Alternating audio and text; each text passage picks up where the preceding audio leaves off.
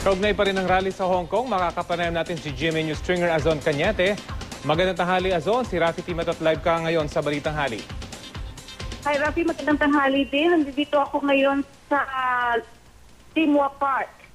Kumusta ngayon yung sitwasyon dyan itong magdamag? Alam natin, dumami na naman yung mga nagpoprotesta, lalo na dyan sa Admiralty.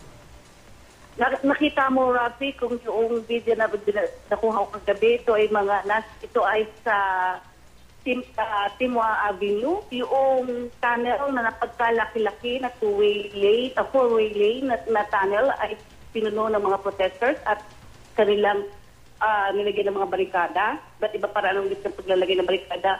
Ngayong umaga, nilinis ulit ng pulis at gagagaling ko lang doon sa lugar na yun. Doon yung gate na papunta sa opisina ni Siwaylong. Ngayon ay malinis sa malinis. Ang daloy ng trapiko ng mga sasakyan ay maayos. At bago ka palang pumunta dito pala sa opisina ni Siwaylong, mahigpit na ngayon ng mga pulis. May checkpoint, no? 10 pulis ang nakahandang nakaharang para baka paba ka o makapunta pa lang doon sa kalye na papunta doon sa opisina ni Siwaylong. Ako nakapasok dahil doon sa aking media press, pero lahat ng individual, hello? Go ahead, Azon. Lahat ng individual ay sinecheck muna ng pulis bago ka makakababa doon sa hagdanan ng mga para dumaan doon sa opisina ni Siwaylong. Ngayon ang mga kabataan dito ng mga protesters ay lumipat ngayon sa Timwa Park, yung nasa likuran ng opisina ng Central Government Office. At dito pa rin sa likuran ng CGO, nandito sila ngayon.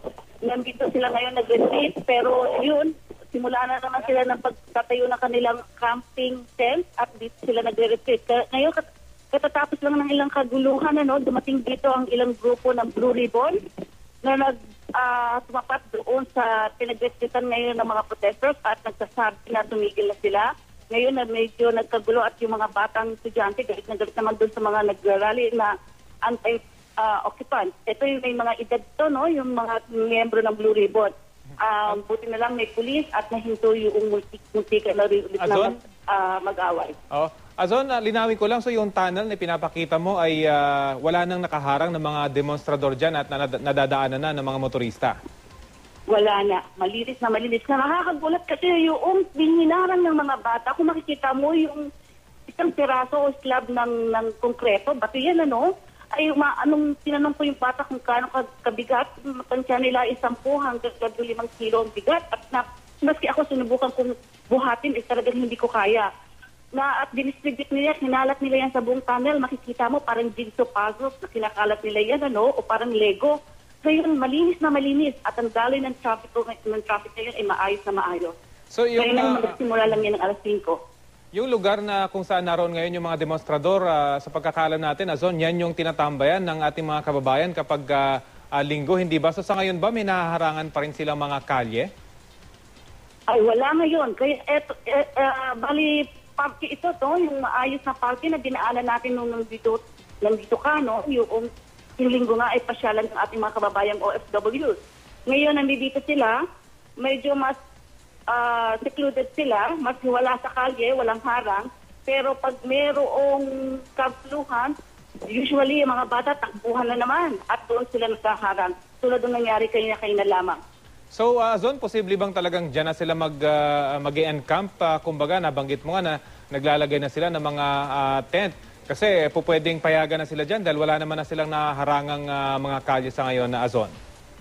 Dito sa loob ng CGO, yung area mismo ng Central Government Office, panatag sila dito, Parang ang bahay na mismo, meron silang tulgan, merong kainan at kumpleto ng lahat.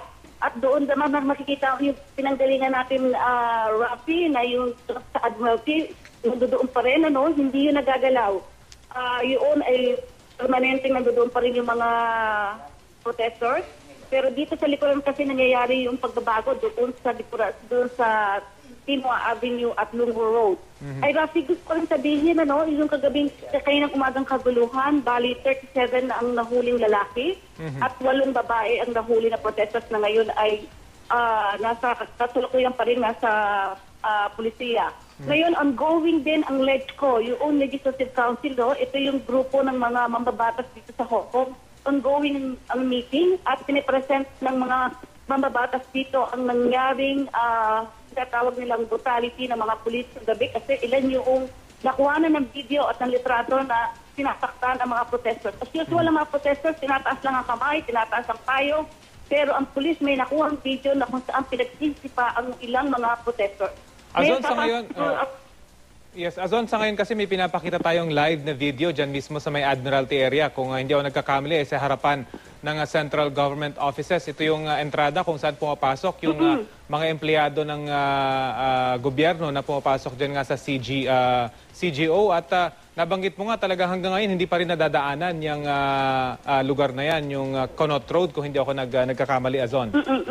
Hindi pa rin to, yung pa rin, the same pa rin, Rafi, yung Conot Road, hindi pa rin ito nadadaanan. Yung sa likuran lamang ang nadadaanan.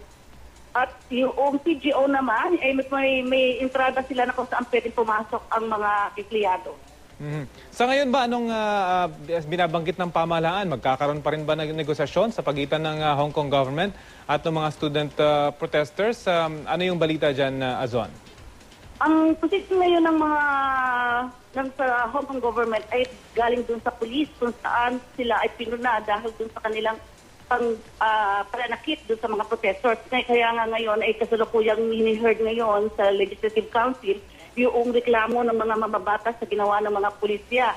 Ngayon, ayon naman sa mga pulis, statement na pinaabot nila, maski sila ay magkakaroon ng investigation. Pero sa video, sa video, pinakita yung isang protesters na 4 hanggang 6 na mga pulis ang bugbog ng isang protester. Kanina madaling araw. Azon, may posibilidad ba na dahil dyan sa mga pinapakitang video ng brutality, mag-spark ulit ng mas maraming simpatya sa mga nagpoprotesta? Dahil alam natin, noong mga unang araw nitong kaguluhan, ay dumami yung mga protesters nung makitang tinitirgas yung mga estudyante. Sa palagay niyo ba dyan, lalong dadami yung mga magsisimpatya dito sa mga student protesters? Sigurado yun, Rafi, no? Pero more than that, is tinataas na yung level doon sa legislative level. Ibig sabihin, yung mismong mga legislators dito ang nagko-question na o humihingi na ng katanungan doon sa Hong Kong government sa ginagawang pananakit ng mga pulis dito sa mga protesters. So, dumaabot na ito sa level ng legislation. Okay, maraming salamat sa iyo, GMA News Stringer Azon Cañate. Mag-ingat ka dyan.